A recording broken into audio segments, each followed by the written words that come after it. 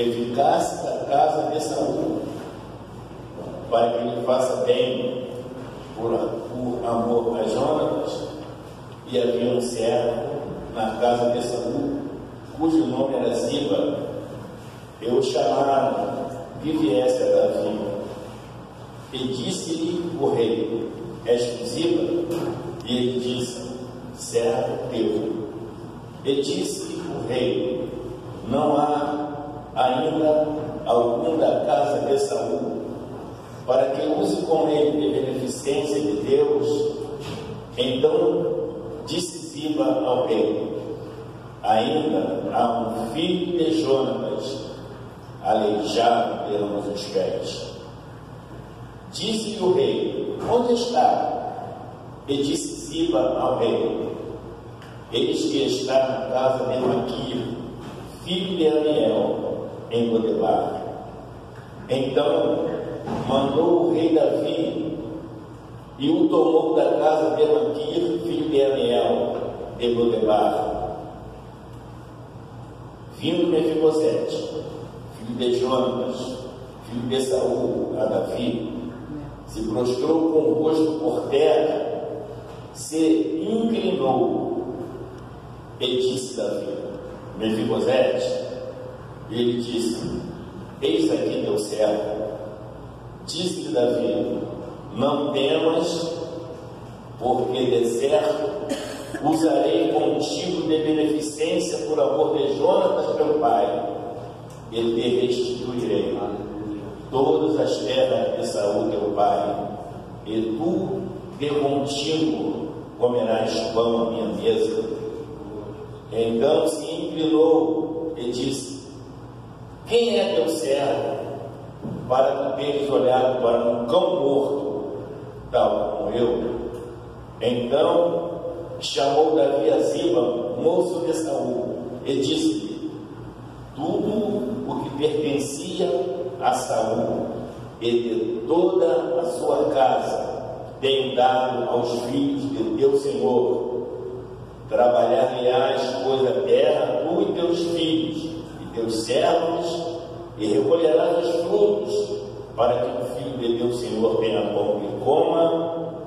E Mefibosete, filho de teu Senhor, de contínuo comerá pão à minha mesa. Tinha Ziba 15 filhos e 20 servos. Versículo 13. Morava, pois, Mefibosete em Jerusalém, porquanto de contínuo comia pão à mesa do rei, e era coxo de ambos os pés.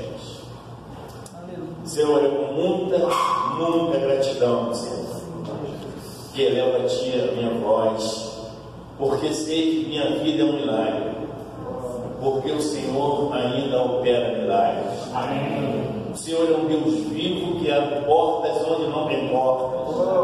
O Senhor abre caminhos onde não tem caminhos. E a última palavra é tua, Senhor. Operando, Senhor, quem impedirá?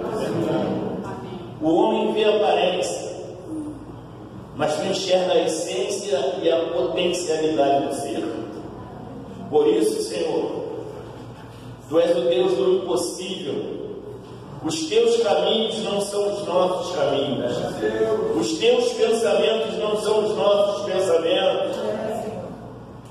Tu és tremendo, Senhor. Tu arranca o homem do monturo e da necessidade e o coloca assentado junto aos príncipes do teu povo. Tu vens na contramão da lógica, porque tu nos convida a entrar no sobrenatural, porque é no sobrenatural que o Senhor trata conosco. Abre os nossos olhos para que possamos enxergar. Ilumina os olhos do nosso entendimento para que possamos entender qual é a boa, perfeita e agradável vontade do Senhor para as nossas vidas, Senhor. Leva-nos além de nós mesmos, Senhor, pois tu conheces a nossa estrutura e sabes que somos pó. Obrigado, Senhor, por esse banquete espiritual que o Senhor prepara nesta manhã. Amém. Obrigado, Senhor, porque o Senhor nos desafia a enfrentar e a vencer e a glorificar o teu nome com a vitória sobre situações que aos olhos naturais gera em nossos corações, gera em nosso ser uma impotência, Senhor. Porém, diante da impotência, nós vivenciamos o milagre. Tu és um Pai zeloso, Senhor. Revela-te como um Pai zeloso que Tu és. Obrigado por tudo, Senhor. Te louvamos, bendizemos a Ti, em nome de Jesus. Amém. Eu trago um abraço para minha esposa, que nesse momento está ministrando na igreja, a minha filha Nini, que ama muito o pastor Júnior, sua esposa, mandar um abraço.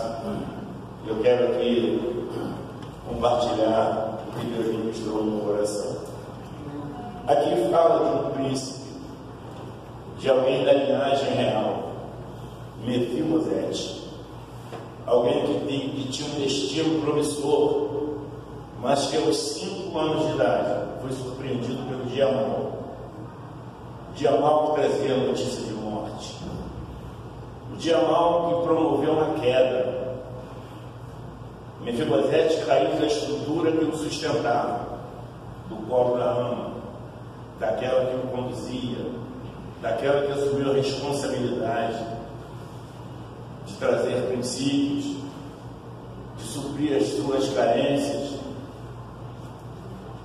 Mefibosete estava sustentado por essa estrutura quando a notícia que trouxe desdobramento para este coração desestabilizou. E no seu impulso emocional, tentando proteger a criança de possíveis ataques, ou quem sabe de uma atitude de Davi, que foi tão perseguido pelo avô dessa criança. E nesse ímpeto, a criança cai, e essa queda trouxe uma deformidade física. Essa criança é conduzida para um lugar chamado Lodebar, lugar de silêncio, lugar de dificuldade. E essa criança se desenvolve ali, dos 5 anos em diante, com o rumo da sua história totalmente mudado. Essa criança se desenvolve ali, diante de olhares, não de honra, mas de desonra, porque ali estava uma criança anônima, que se conduzia com dificuldade, tentando superar a deformidade de um dom. Não corria como as outras, se movimentava com muita limitação, e quem sabe, eu posso me atrever a dizer, esta criança pode ter recebido o apelido de Aleijadinho, o manco. Essa criança não tinha um olhar real sobre ela, porque na realidade, esta criança vinha de uma linhagem real, mas por força de circunstâncias, estava naquele processo, e cresceu naquele processo, e morreria naquele processo, se não fosse o coração de um rei. Davi, o homem segundo o coração de Deus, ele refletiu na história, ele se deparou com um relacionamento entre ele e um amigo, que era o pai dessa criança. Esse amigo era Jonas. E aí, dentro desse relacionamento, criou-se uma profunda aliança. E agora, já não estava vivo Saul nem o pai da criança, mas estava vivo no coração de Davi um amor que a morte não apagou, uma aliança que a morte não rompeu, um caráter, uma lealdade. O pai dessa criança não estava presente para assistir a atitude de Davi, porém o caráter de Davi, o coração de Davi fez com que ele tomasse uma atitude, embora sabendo que o alvo dessa mas o coração de Davi foi inclinado a fazer isso. Davi pergunta: não existe ninguém da família do meu amigo para que eu possa beneficiar pelas condições que agora eu tenho de rei, pela mordomia que eu tenho, pelo poder que eu tenho? Alguém diz: sim, Mefibosete, aleijado de ambos os pés. Davi, ele não queria saber da deformidade, do defeito, da limitação. Davi queria honrar, Davi queria abençoar, por causa de uma aliança, pela força de uma aliança, pela força de um amor que permaneceu pós-morte. E nessa iniciativa, Davi libera uma voz, um comando: vá buscar onde ele está e traga ao palácio, porque eu quero abençoar. Então chega lá Ziba e se comunica com Mefibosete. Mefibosete não esperava nada de Deus. Mefibosete estava preparado para aquele mundo, para aquela vida, para aquele estilo de vida. Mefibosete é surpreendido por esse convite do rei. Mefibosete é conduzido à presença do rei, deformado, inferiorizado, fragilizado, autoestima lá embaixo, autoimagem negativa. O rei se antecipa na comunicação e diz: Mefibosete, ele deseja que isso é que Deus quer. A partir de hoje, a sua história muda. A partir de hoje, você vai sentar na minha mesa. A partir de hoje, você vai se alimentar porque eu me alimentar. A partir de hoje, você vai comer pão todos os dias da sua vida, e ainda um tempo de restituição chega para você. Mefibosete, ele ouve tudo isso, e isso não soa bem no coração dele, e ele diz: quem sou eu para receber essa honra? Quem sou eu para ser lembrado? Quem sou eu para sentar nessa mesa? Porque eu me vejo como um zero à esquerda, eu me vejo como um cão morto. Eu carrego em mim um sentimento de desvalor. Eu sou um inútil, eu sou um fracassado. Quem sou eu? É em cima disso que o Espírito de Deus quer trabalhar no nosso coração, nessa manhã. Quem sou eu? Muitas das vezes não sabemos quem somos. Você não é a sua profissão, você não é o seu patrimônio, você não é a sua fisionomia, você não é o que dizem, você não é o que pensam, mas você é o que Deus diz que você é. O olhar do povo de Lodebar para Mefibosete era um olhar pautado na aparência. Porém, o olhar de Davi para Mefibosete era um olhar mais profundo. Foi com base nesse olhar que Mefibosete foi resgatado do deserto, do abandono, da rejeição, da solidão, do fracasso, para um novo tempo, que seria um tempo de honra, um tempo de portas abertas, um tempo de mudança de olhares, através da atitude de um rei.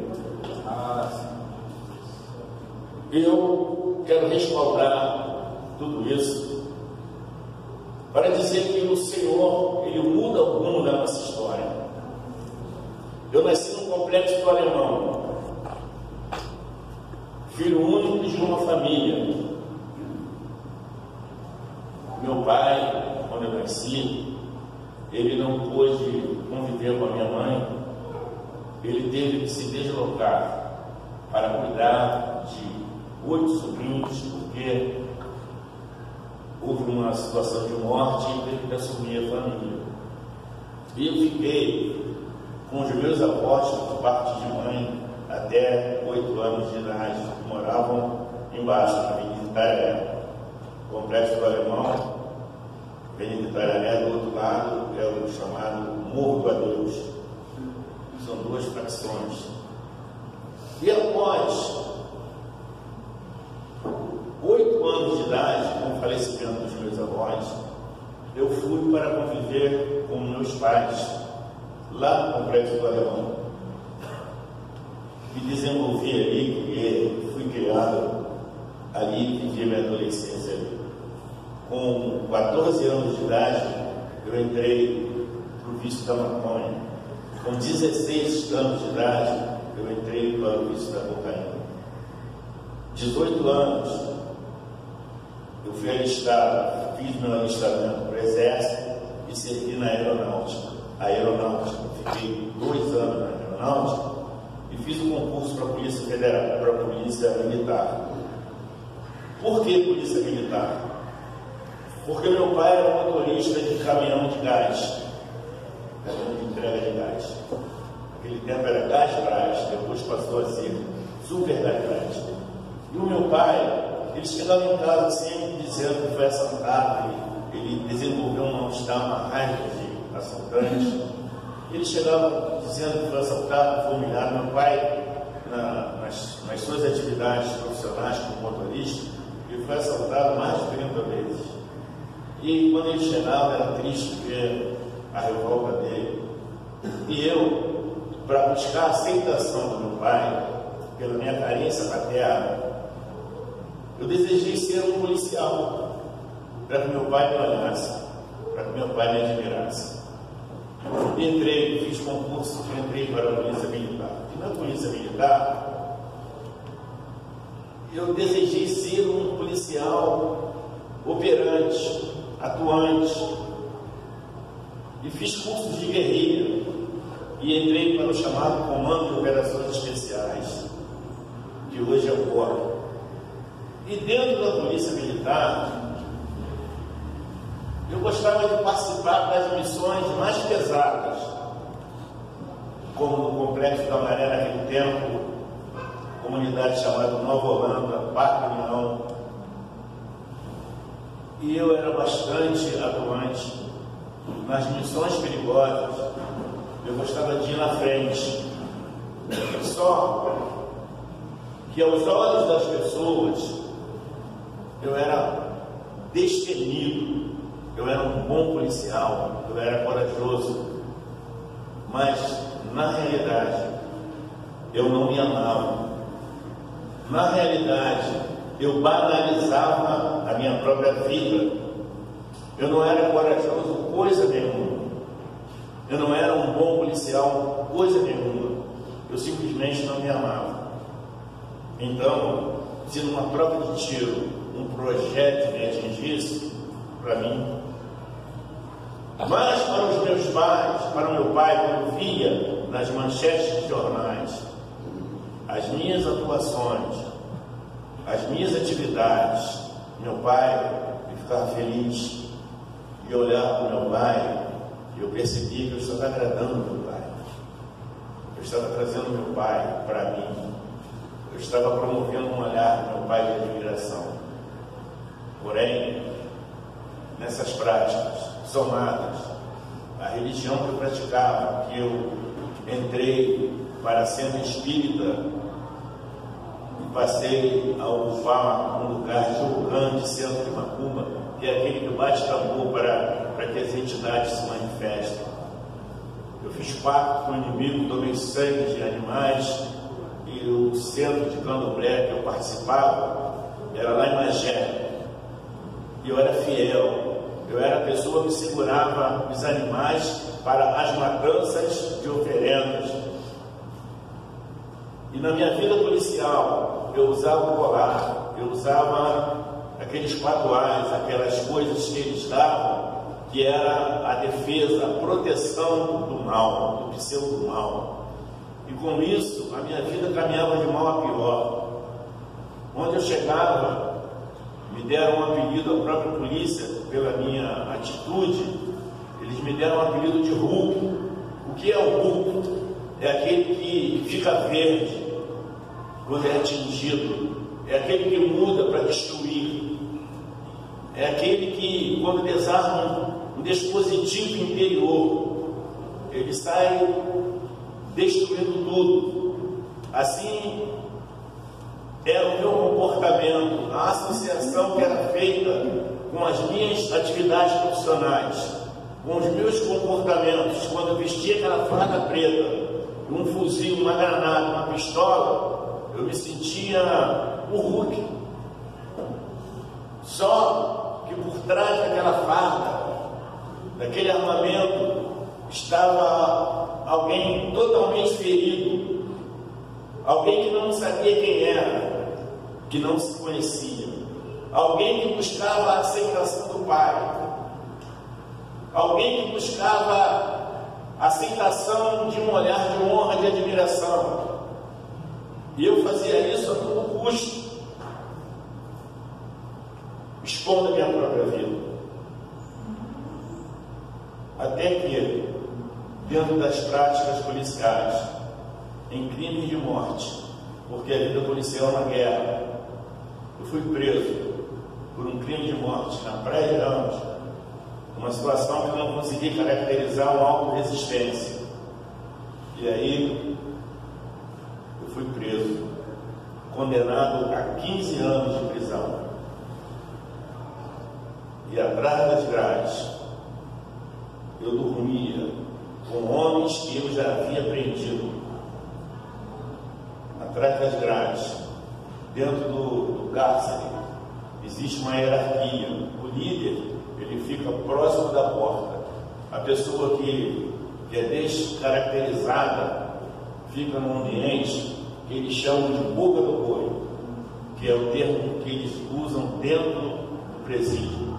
Boca do boi é um buraco no chão com uma bola de meia onde as pessoas fazem as suas necessidades fisiológicas.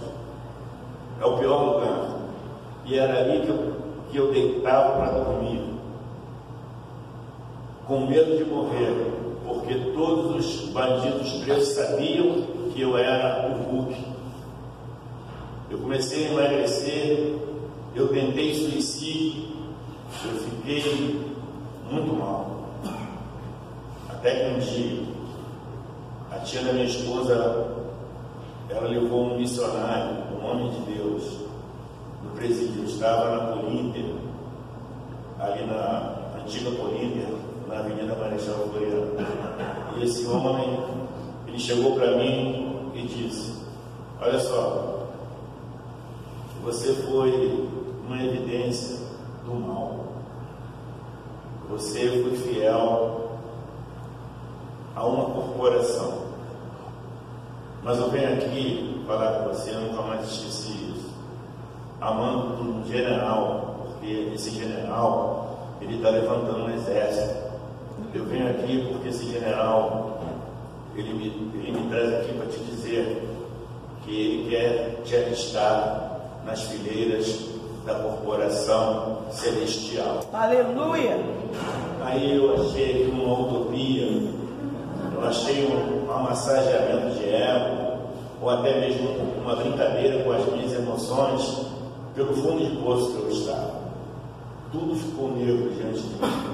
Aí ele foi mais além, ele falou assim: nos momentos de prosperidade, que tudo estava dando certo para você, porque até no crime, o próprio bandido, ele vive um momento de êxtase, ele fica embriagado, porque durante o tempo tudo dá certo.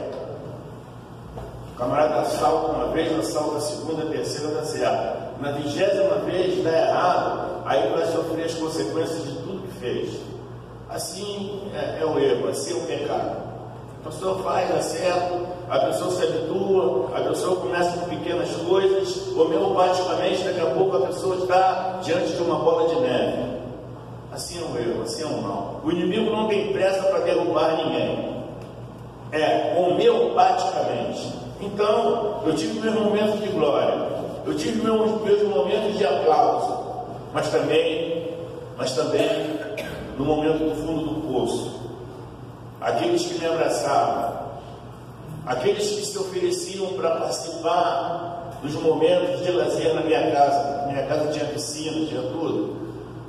Aqueles que se ofereciam para estar comigo na hora que deu errado, foram os primeiros a morrer. É assim a nossa vida. Quando você está com saúde, você está bem, você faz uma festa na tua casa, se você esquecer de convidar alguém, você vai para o paredão. Mas se você ficar doente, e a notícia vem que você está internado aí num DOR desses da vida, se você estiver internado, doente, um domingo desse de sol, você vai saber quem te ama. Porque quem te ama renuncia a tudo para estar com você. Essa foi a minha realidade. Aqueles que eu pensava que me amavam foram os primeiros, além de se afastar de mim, falar coisas até que nem aconteceu. Quem ficou comigo na luta? Meu pai, minha mãe, minha esposa e a minha filha Nina. A gente tinha 3 anos de idade quando eu fui preso. Como eu fui preso? Nós saímos para praticar um crime, um extermínio, né? Porque dentro dessa atividade policial cria-se grupos de extermínios. São situações que são julgadas dentro que chega-se à conclusão: não adianta prender mais. O cara estuprou, o cara fez isso, o cara fez aquilo, então vamos lá. Quando eu saí para fazer isso, eu estava com uma mochila cheia de armas. A minha filha Aline tinha 3 anos de idade e ela segurou na perna da minha calça como se fosse a mão de um anjo. Segurou na perna da minha calça e começou a chorar. Eu abaixei friamente, peguei a Aline, dei um beijo, ela grudou no meu pescoço. Aí eu falei: papai, eu volto. Entreguei no colo da mãe, para no dia seguinte a vizinha bater na porta da casa e dizer para minha esposa: não é? Você vai ter que ser forte. Olha seu marido aqui. Primeira página de todos os jornais do Rio de Janeiro. Preso. A esposa ficou apavorada. A primeira iniciativa da minha esposa, ela trancou a porta da casa, pegou a Aline, foi para a casa dos meus pais e falou assim: me recebe aqui. Quando ela voltou para pegar as coisas, parou um carro de bandido ali na porta, de fuzil, e chegou para ela e disse: tá vendo? Ele foi preso, agora nós vamos quebrar tudo aí. Aí ela falou assim: olha só, você deveria ter se dirigido a ele, eu não tenho nada a ver com a vida dele, eu estou aqui com a minha filha, você pode destruir tudo, porque isso para mim não representa nada. Aí, eu só não quero que vocês toquem em mim. E os bandidos foram, pegaram as coisas que quiseram, foram embora, eu preso. O tempo passou, esse homem de Deus chegou e disse para mim: você está sendo convidado pelo general, o general Ert Aristar. Os olhos do general sobre você. E ele disse: hoje, o teu coronel que te deu diplomas de melhor policial do ano, hoje os teus colegas de farda, eles não vão te procurar, porque você não é mais interessante, você não faz parte mais dos projetos, você está no fundo do poço. Esse é o momento do general. O general tem para você divisas, o general tem para você promoções, o general tem para você um lugar.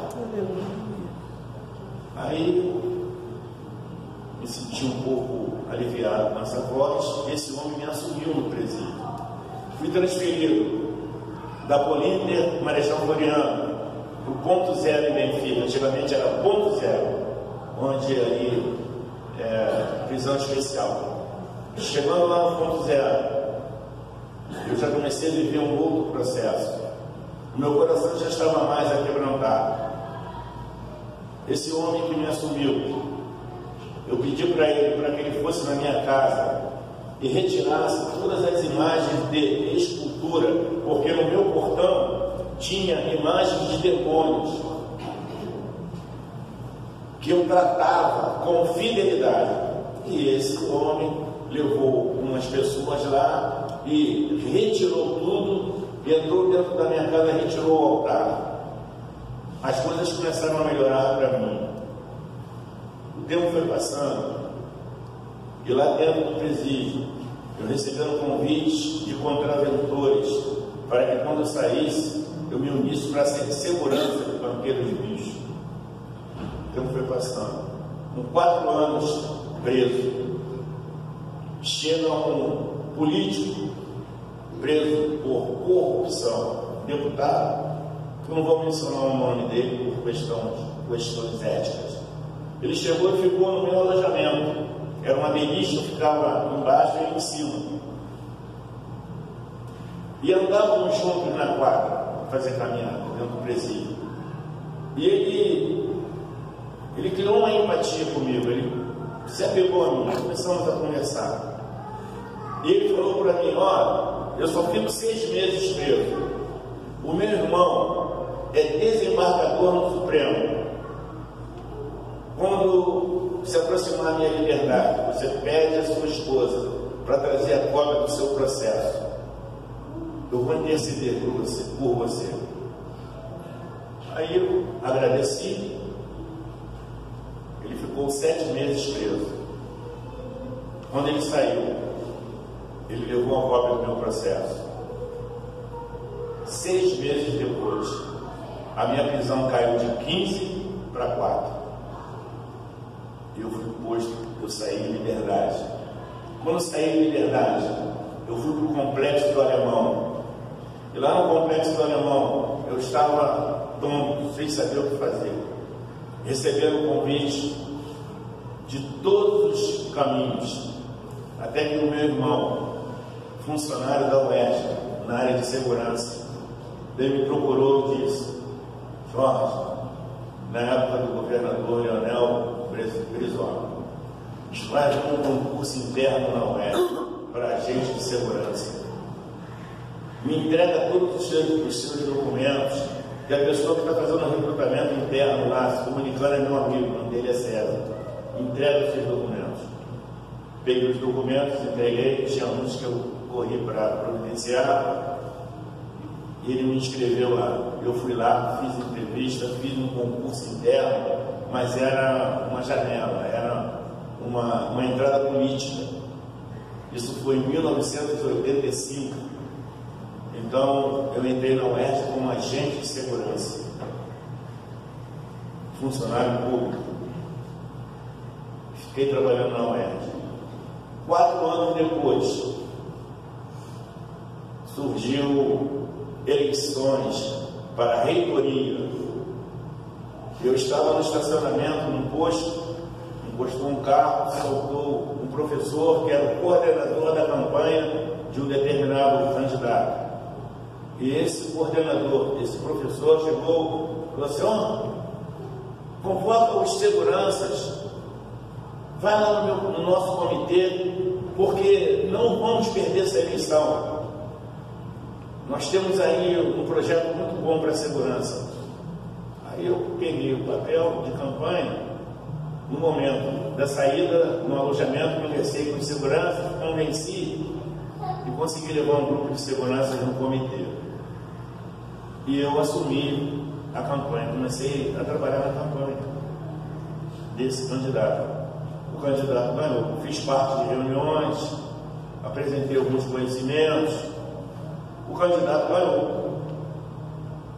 E aí, quando começou a administrar, ele me deu o cargo de diretor administrativo na área de segurança, ou seja, eu passei a chefiar toda a segurança da Universidade do Estado do Rio de Janeiro, que envolve o campus universitário, o Hospital Pederneiras e São Gonçalo. Eu comecei a liderar. Com 6 meses, eu estou organizando a minha vida para sair do morro. Estou trabalhando animado. Eis que eu era numa igreja chamada Assembleia de Deus, Nova Brasília, Complexo do Alemão. Eu era líder de jovens. eu criei um grupo chamado Operação Resgate, onde nós saímos para evangelizar as bocas de fumo. Muitas vezes, nas madrugadas, eu encostava na parede e passava bondes de 50, 60 bandidos. E eu do lado, fazendo a obra de Deus. Um dia, eu estava descendo o evangelismo pelas vielas do Complexo do Alemão, quando um bandido, ele me fez uma abordagem com a R15, apontou a R15 para mim, ele estava com 10, eu estava com 5 jovens evangelizando. Ele falou assim: está lembrado de mim? Eu falei: não. Ele falou assim: está vendo? O mundo é pequeno. Está lembrado do dia que você foi prender meu irmão lá na Praia de Ramos? A minha mãe foi falar com você, você empurrou minha mãe e você espancou meu irmão. Está vendo? Hoje eu sou responsável pela segurança aqui. Naquele tempo era Orlando Jogador, que morreu lá na guerra de facção com um traficante chamado Uê. Ó, tá vendo aí? Na R15 apontada para mim. Os jovens saíram e eu fiquei no meio, naquele cerco. E esse homem ficou 30 minutos falando do meu velho homem. Vendo como o mundo é pequeno? Sabe quem sou eu? Aí deu o nome dele, que eu sabia que ele era um matador, que além de matar as pessoas, ele ainda andava na comunidade com as vísceras na mão. Era um camarada do inferno. Aí eu falei assim: olha só, quero te pedir perdão. Essas mãos que foram usadas para tortura e maldade, hoje essas mãos são consagradas, e com essas mãos eu vou aos presídios orar pelas pessoas. Com essas mãos eu vou aos hospitais. Eu quero que você me perdoe, porque tudo aquilo que eu fiz foi na minha ignorância. Você me perdoa o que eu fiz com a sua mãe, você me perdoa. Aí, quando eu falei isso, ele falou assim: você sabia que se eu te der um tiro agora, eu tenho respaldo, porque eu venho te observando, não é de hoje. A tua sorte é que eu nunca vi você num bar, eu nunca vi você num pagode, eu nunca vi você numa tendinha. Ou seja, o bandido, ele estava observando a minha conduta cristã. O bandido estava observando o meu posicionamento em Deus. E ele não me viu nunca com ninguém, a não ser com a minha esposa e minha filha na favela. Ele nunca tinha me visto em lugar nenhum. Ele nunca tinha me visto em bagunça.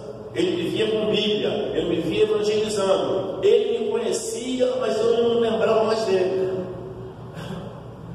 Quantas vezes, vindo de vigílias, vindo de orações, passavam pessoas por mim e ele estava no meio. Mas naquele momento, ele me fez essa abordagem. Final, ele arreou a R15 para o chão e falou assim: ora por mim, porque eu sou desviado. Eu desci daí, fui para a igreja, chorar na presença de Deus, por saber que o nosso Redentor vive. Por saber que Deus não envia os seus guerreiros para a batalha e deixa os seus guerreiros desprotegidos. Por saber que Deus é fiel. Amém. E ali eu intensifiquei a minha luta. E ali eu comecei a orar a Deus. Muitas mortes, guerra de facção. Os bandidos colocaram uma cadeira de praia na porta da igreja e fizeram da porta da igreja um ponto de venda de drogas. Para entrar na igreja tinha que ter fé, tinha que ter foco, tinha que ter determinação. As pessoas para entrar na igreja tinham que pedir licença, aqueles sacos de maconha, de cocaína na mão, vendendo, e a gente tinha que passar e enfrentar e vencer na oração. O tempo foi passando, eu comecei a orar a Deus: Senhor, me ajuda, Senhor, me tira desse lugar, Senhor, a situação está difícil. Comecei a buscar. Um dia, eu estava numa oração, que a igreja que eu frequentava tinha um hábito de orar em monte. Eu estava orando, quando eu olhei para o lado, tinha um homem, eu vi um pé assim, aquele sapato com bico fino. Aí eu levantei assim, um homem com a Bíblia na mão. Aí ele falou comigo, aí eu ele me deu a mão, fiquei de pé e falou assim: olha só, eu vim aqui orar, quando eu vinha subindo aqui, Deus me deu uma visão com você. Aí eu falei sim. Ele falou assim: ó, na hora que você estava orando, eu vi uma chave dourada vindo, essa chave vinha e parava na tua frente, pega essa chave aí pela fé. Aí ele falou assim: ó, num prazo de 6 meses, Deus vai mudar o seu cativeiro. Eu ouvi com prudência, agradeci e fui embora, mas recebi aquela palavra. O tempo passou. Um dia, eu já não era mais o chefe de segurança. O que aconteceu? Eu era o chefe da segurança. Eu estava me organizando para sair do morro. Mas um dia eu chego do trabalho,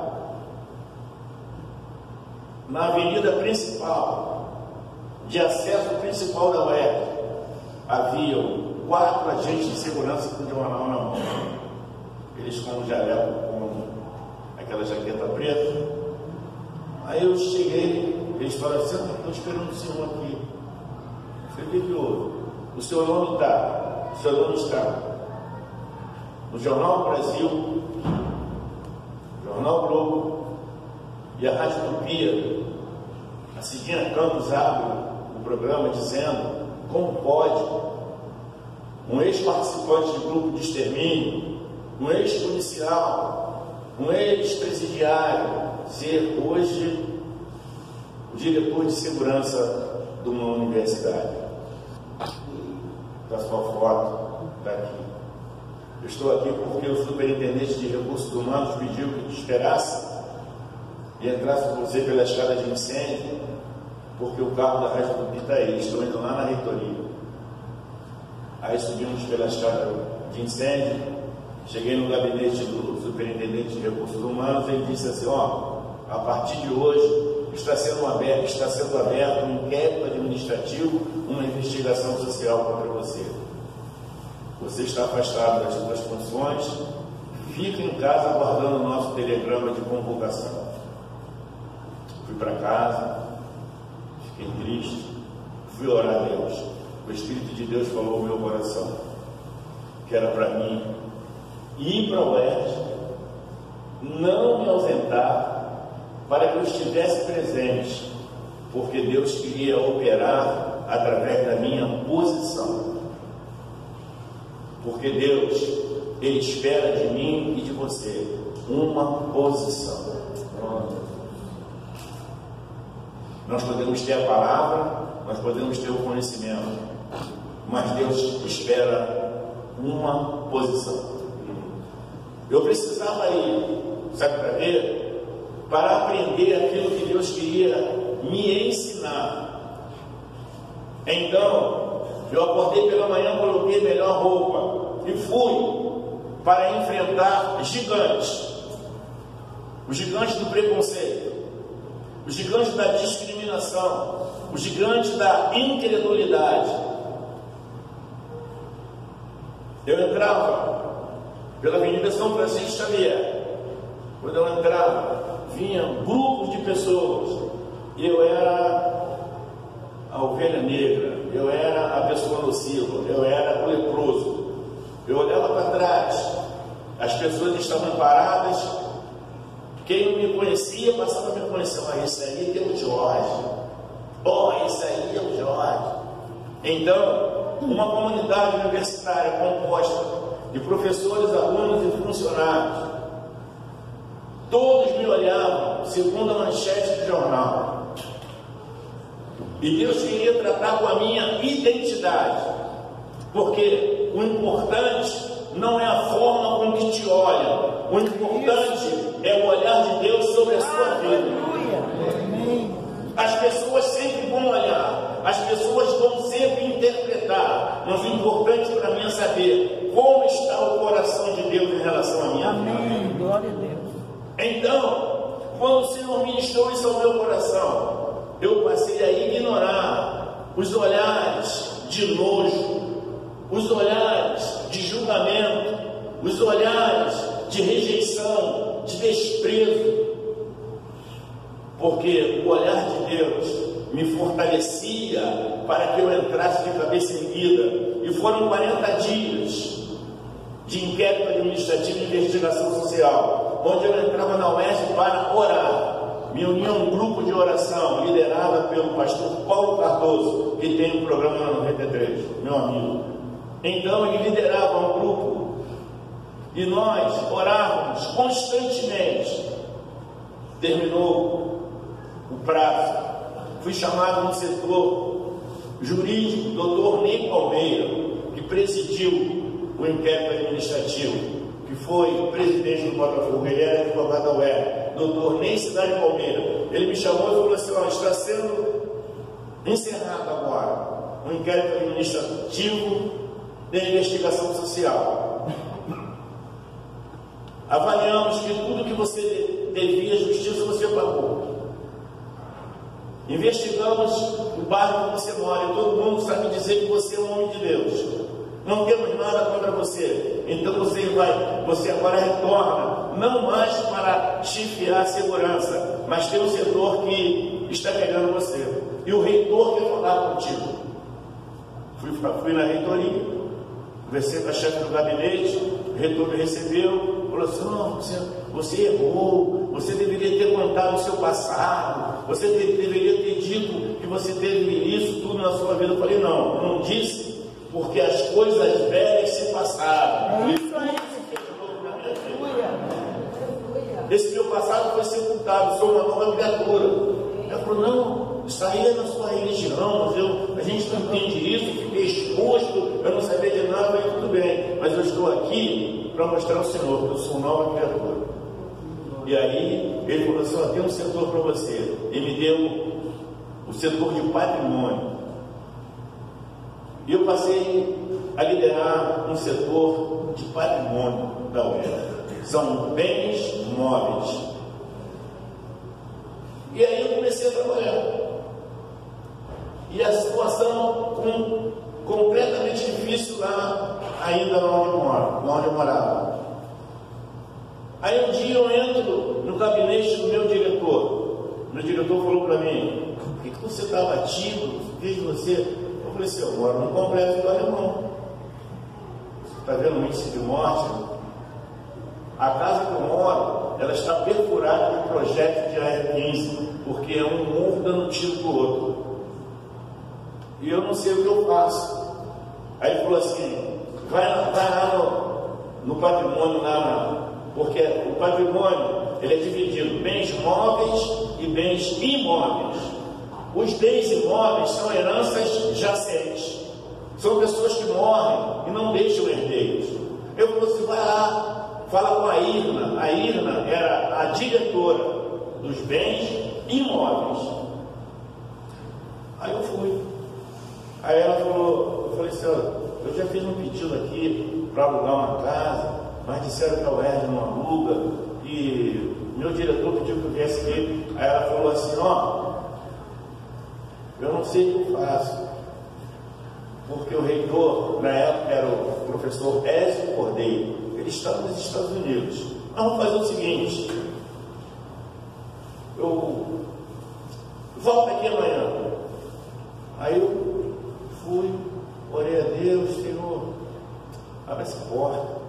Quando eu voltei no dia seguinte, ela disse assim: essa noite eu nem dormi pensando no Senhor. Eu fui assistir o RJ da meia-noite e vi o índice de mortes lá onde o Senhor mora. Como é que foi? Eu falei assim: teve um ataque de bandido lá. Aí ela abriu a gaveta assim, pegou um monte de chaves e falou assim: a partir de hoje, o senhor está autorizado a ocupar um imóvel que temos na rua Sacoban, número 46161 Lagoa.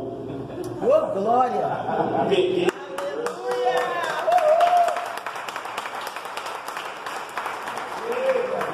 Peguei aquele monte de chaves.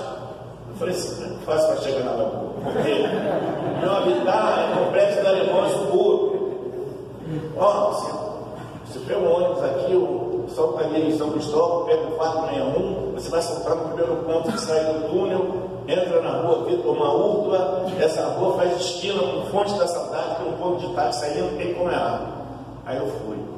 Aí eu estou subindo essa Sacoban procurando barraco. Eu estou como Mefibosete. Quem sou eu para tu teres olhado para um pão morto para mim? Consciência pesada, sentimento de culpa, tudo isso sendo tratado pela mão do olheiro, porque somos barro na mão do olheiro. Sentimentos, eu estou subindo, aí eu estou procurando, eu só estou vendo pessoas, porteiros com aparência boa, eu só estou vendo aqueles carros importados subindo e descendo. Eu falei, meu Deus, onde é essa casa? Tem casa aqui? Aí eu chego, eu vejo assim, um muro, daquelas plantas que pegam o muro. Isso, aquele muro verde. Aí eu olho, 461, aí o coração disparou. Eu abro, aí eu estou procurando a chave do portão, aí eu estou procurando a chave da porta. Quando eu entro, eu vejo aquela escada de mármore que sobe, a outra escada de mármore que desce. Oh, glória! Aí eu não sabia se eu subia ou descia. Aí eu desço e me deparo com uma salão que pega daqui lá no bebedouro. Oh, glória! Hein? Aí eu vejo aquela varanda com acesso a uma área verde nos fundos grande, com mangueira, com pé de mamão, com coqueiro. Aí eu chego mais um pouquinho para lá, olho, aí eu vejo a lagoa. Aí eu subo para cima, são parte de cima, 3 quartos com suíte. Aí eu abro a janela, vista para a lagoa. Aí eu fui no outro quarto abrir, aí um pé de goiabeira aboiava assim no meu nariz. Aí eu vou para o outro lado, aí eu estou vendo um estacionamento, porque o carro entra já próximo do quarto. A casa é de cima para baixo, são 3 andares, são 4 suítes, 3 suítes em cima, embaixo biblioteca, cozinha com copa, um andar de baixo, 3 suítes, lavanderia, área para secar roupas, e na parte de baixo, na parte da vegetação, churrasqueira. É aí que eu aprendi com Deus que nós somos filhos esquisitos. É verdade. Quando você está no deserto, você não sabe administrar o deserto, porque o inimigo, ele usa as situações para acusar Deus. Vai dizer, não é que você está passando por isso, você é fiel. Não é que isso, não é para você não, que Deus é esse. Somos assim. Mas quando Deus nos arranca do deserto e nos coloca na prosperidade, nos perdemos na prosperidade. Aí, a minha realidade é complexo do alemão. Aí eu me ajoelhei na sala e falei, Senhor, se mudar a política. A gente é assim, você é assim. Senhor, se mudar a política, se mudar o reitor, eu não posso colocar no coração aqui não, Senhor. Aleluia. Eu tenho que guardar meu coração. Eu fiquei 1 ano sem viver a bênção, desconfiado. Qual a minha realidade hoje? Eu chego no portão, cheiro de perfume francês passando. Eu vou caminhar, Valéria, por beleza, Marco Raninho. Aí eu falei, Senhor, quem sou eu para tu ter orado com o outro por mim, Senhor? 1 ano desconfiado, para um carro na porta do meu coração. Seguro. Sabe o que Deus teve que fazer comigo? Levar uma pastora amiga minha, doutora Eni Peniche, muito amiga. Foi na minha casa, ela tem um conhecimento do psique humano. Ela falou assim, Jorge, a Bíblia diz que o choro dura uma noite, mas a alegria Deus traz pela manhã. Para cada dia de vergonha, Deus tem dupla honra. Não seja tu incrédulo, seja crente. Toma posse. Deus não brinca com o emocional de ninguém. Deus não ia entregar uma coisa na sua mão e tirar. Vive o que Deus preparou para você. Sabe por quê? Você saiu do complexo do alemão, mas o complexo do alemão não saiu de dentro de você. Existem pessoas que saem do divórcio, mas o divórcio não saiu de dentro dela. Sabe por quê? A felicidade chegou, mas eu não acredito. Vai fazer o outro feio. Vou guardar no coração. E o Espírito de Deus me traz aqui nessa manhã para dizer: o que é o tom? A traição é um tom, o divórcio é um tom, o abandono é um tom, a falência é um tom. Nenhum de nós estamos livres dos tons da vida. O Espírito de Deus me traz aqui nessa manhã para dizer a você que as marcas do tombo não podem te limitar e impedir que você seja feliz. Mefibosete, ele caiu aos 5 anos de idade. A realidade dele foi uma, mas como foi o teu tombo? Você estava caminhando bem, de repente tropeçou, de repente algo aconteceu, e dali para frente ficou uma marca na sua vida.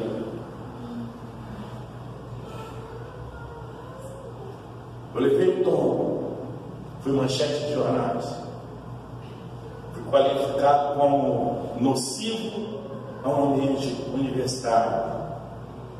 Recebi os piores olhares sobre mim. Mas assim como o rei Davi, ele chamou Mefibosete para sentar na mesa, o rei Jesus me chamou para sentar na mesa. Consciente do meu aleijão, consciente da minha limitação, consciente da minha deformidade, ele me chamou, porque ele viu em mim o que o repórter não viu, o que o juiz não viu, o que a sociedade não viu. Deus vê em você. Deus vê em você o que ninguém vê. E se Ele te chama, Ele te capacita. Ele sabe por que te chamou. Ele sabe por que entregou na tua mão a responsabilidade. Ele sabe que você é capaz de levar avante. A minha filha, com 3 anos, segurou na perna da minha calça, como se fosse a mão de um anjo. Após 1 ano de prisão, a minha esposa dizia para ela: seu pai está trabalhando, seu pai está trabalhando. Ela emagreceu, ela ficou doente, ela era muito apegada a mim. O dia que ela chegou no presídio, ela me abraçou e se urinou e tremeu. A minha filha hoje, ela fez graduação na UERJ, fez licenciatura, fez mestrado, fez doutorado na UFRJ com uma pesquisa de sangue, que ela foi aprovada na defesa de tese com louvor. A minha filha hoje foi aprovada no concurso de perito da Polícia Federal.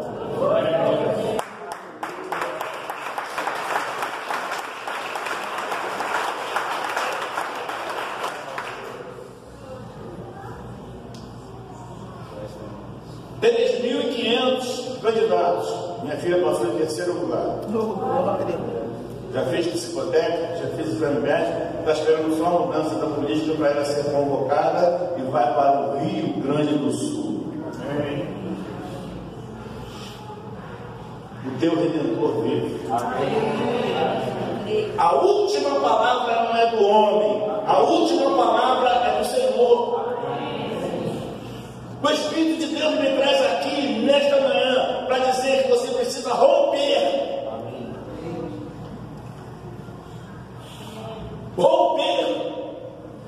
Romper com as limitações, romper com pensamentos, romper com paradigmas, romper com estruturas, romper. Sabe por quê?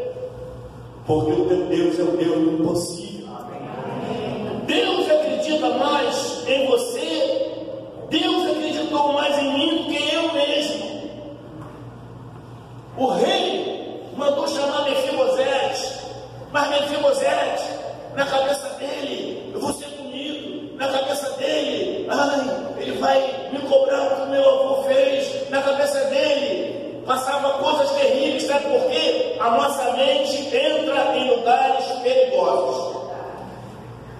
Precisamos ter cuidado com a nossa mente. Por isso que eu oro: Senhor, levamos cativo todo pensamento à tua soberania e vontade. Precisamos ter cuidado com aquilo que pensamos. Precisamos ter cuidado com as nossas interpretações. Interpretamos muitas das vezes baseado nas nossas próprias feridas. Interpretamos muitas das vezes baseado nos nossos medos, nas nossas inseguranças. Precisamos pegar as nossas interpretações e colocar aos pés da cruz. Senhor, é isso aqui? Porque se você se deixa levar pelas suas interpretações, você vai fazer inimizades, você vai tomar decisão errada, você vai maltratar quem não merece ser maltrato, seus maus tratos. Vivemos uma batalha. O nome dessa batalha é a batalha de um palmo, é aqui, ó. A tua maior luta é aqui. Tem hora que tu está lá em cima, mas tem hora que tu está lá embaixo. Tem hora que você quer, mas tem hora que tu não quer mais. Tem hora que tu está abraçando, mas tem hora que tu se esconde que tu não quer abraço. É inconstância baseada nos pensamentos, que aponta para feridas na alma. Quem sou eu para tu teres olhado como tão morto para mim? São 25 anos que eu moro na rua Sacopã, número 461. Sabe qual é a minha despesa lá? Eu só pago a luz e a água. 25 anos.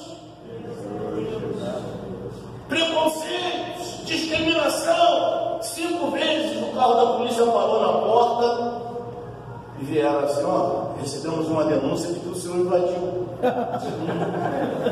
Por causa da cor, por causa do jeito. Não, não invadiu não. Sou funcionário da UERJ. Estou aqui. Desculpe. Aí passa uma semana, chega de novo, outra viatura. Meu Deus do céu, dessa vez da Polícia Civil. Aí vem um escrivão: ó, recebemos uma denúncia de que o senhor invadiu. O nosso assunto é com Jesus. É Ele que nos justifica. É Ele que abre portas onde não tem portas. A sua história não vai terminar assim. O Rei te chamou para jantar. O Rei te chamou e Ele preparou para você um lugar. É Ele que respalda. A voz de comando é dele. Você não tem que se preocupar com o pensamento de ninguém. Você não tem que se preocupar com nada. Tire os olhos do passado e viva o melhor de Deus para a tua vida. Deus tem o melhor para você. Quem está falando isso para você? Um ex-participante de um grupo de extermínio, um ex-cheirador de cocaína. Sabe como é que eu trabalhava? Cheirado de cocaína. Metia o nariz na cocaína. Eu era agressivo, não só na polícia, mas com a minha esposa. Minha esposa tinha medo de mim. Deus pode. Deus transformou o Hulk numa ovelha. Uma ovelha mansa, humilde, que pede perdão até uma criança.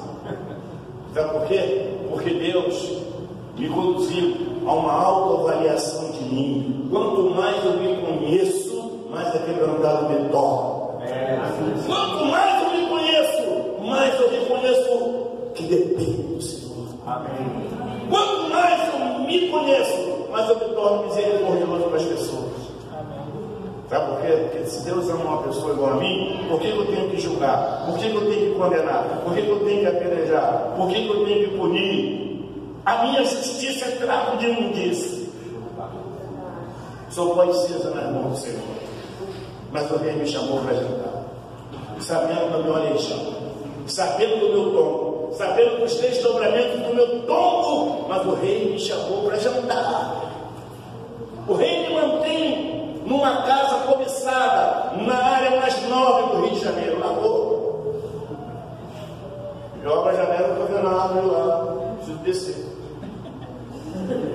Eu chego no portão, eu estou vendo lá as pessoas passando aquele movimento todo, eu estou dentro do lar.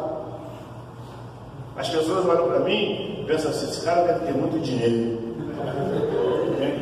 Porque na cabeça das pessoas, tudo é o dinheiro. Esse cara deve estar nadando no ouro. Sim, o meu pai é o dono do ouro da terra. Então, o que Deus tem a dizer aos nossos corações hoje? Erga a tua cabeça, porque você é mais que vencedor em Cristo Jesus. Esta igreja é vencedora, esta liderança é vencedora. Deus vai realizar sonhos, porque Deus é fiel. Então, eu encerro com você dizendo que eu realmente tenho provado o melhor dessa terra. Eu só quero acrescentar, eu passei bastante, eu tenho que te contar isso. Eu fiquei 7 anos viúvo, porque a minha filha é um exemplo de filha. A Alana é uma bênção, eu adotei a Alana, no ventre da mãe, já está com 21 anos.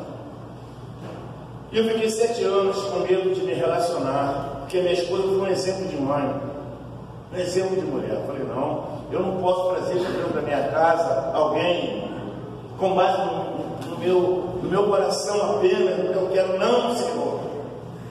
Eu preciso de uma direção tua. Eu estou fazendo a obra de Deus. Eu coordeno um trabalho nos presídios há 27 anos. Trabalho no presídio do Banco 8, Taravela Bruce e os Castilhos são aqui em Benfica. Por que eu faço isso? Porque onde abundou o pecado, superabundou a graça. Deus me tirou do presídio. Então eu tenho bagagem para chegar no presídio e falar que Deus muda o rumo da história. Amanhã, terça-feira eu estou lá. Sou conselheiro, ministro da palavra e tenho testemunhos fortes de milagres dentro do presídio. Acontece que eu não tinha uma esposa. Aí eu sempre ministrava a palavra lá em Vila dos Teres, Igreja Batista Ministério Árabe, muito amigo do pastor. Fui padrinho do casamento deles, eu e minha falecida esposa, viúvo. Aí o pastor faleceu, morreu, o pastor Gelson, e a esposa dele ficou viúva, deixou 2 filhos. Então o pastor, ela me chamou para ir ministrar lá, eu sempre ia ministrar, vou ministrar lá. Chegou lá, ela olhou para mim, eu olhei para ela.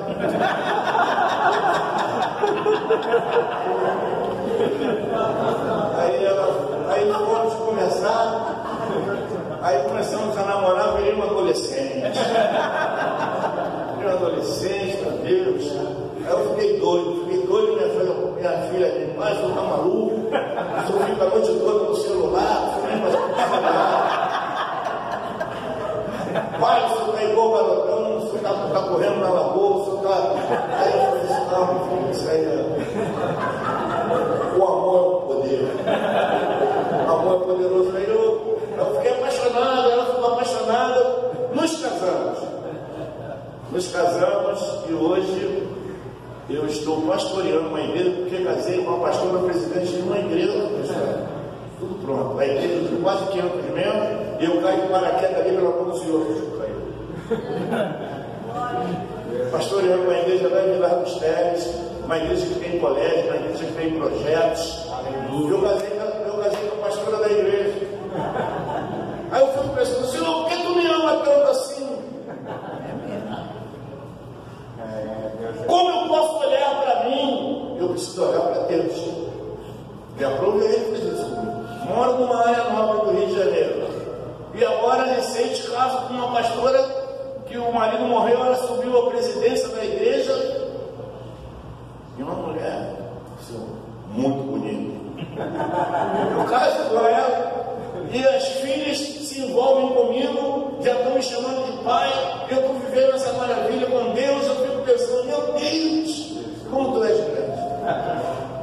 Então, é com esse coração que eu venho aqui nessa manhã ministrar o seu coração. O Rei te chamou para jantar.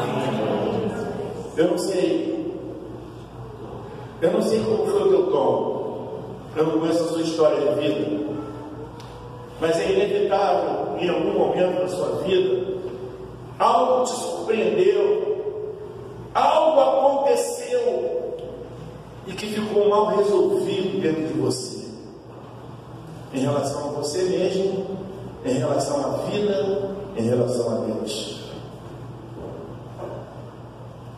O olhar do Pai é um olhar de misericórdia. Ele está enxergando aquilo que ninguém está, porque esse tombo te tornou uma pessoa que você não era. Este tombo, ele gerou em você autodefesa, ele gerou em você sentimentos e comportamentos por causa da dor desse tombo. Mas nesta manhã, o Senhor está presente aqui para curar as tuas feridas, para restaurar a tua dor, para te colocar de pé e dizer: eu te chamo para sentar na mesa, porque a tua história não vai terminar assim. Aleluia. Deus tem um novo tempo para a tua vida. Os teus sonhos se realizarão. Você vai vencer. Deus tem paz, Deus tem prosperidade, Deus tem novas portas. Você precisa amar, você precisa confiar, você precisa acreditar, você precisa viver. Se desprenda do passado e olha para frente, porque Deus é contigo para te abençoar. Eu me coloco diante de você como um milagre. Olha para a minha vida, olha para mim e receba a edificação, o fortalecimento. Deus te chama para a vida, Deus ministra a vida no teu coração. Tudo é possível ao que crê. Ele enxuga dos teus olhos a tua lágrima. Ele sabe que o bem que você quer você não consegue, mas o mal que vem da dor, que vem da autodefesa, acaba te conduzindo, te isolando e impedindo você de fazer aquilo que Deus te chamou para fazer. Deus te chama. Recebe a bênção do Senhor, porque Deus falou contigo nesta manhã, e que o Espírito Santo continue falando mais forte ao teu coração. Eu louvo o Senhor por esse momento. Em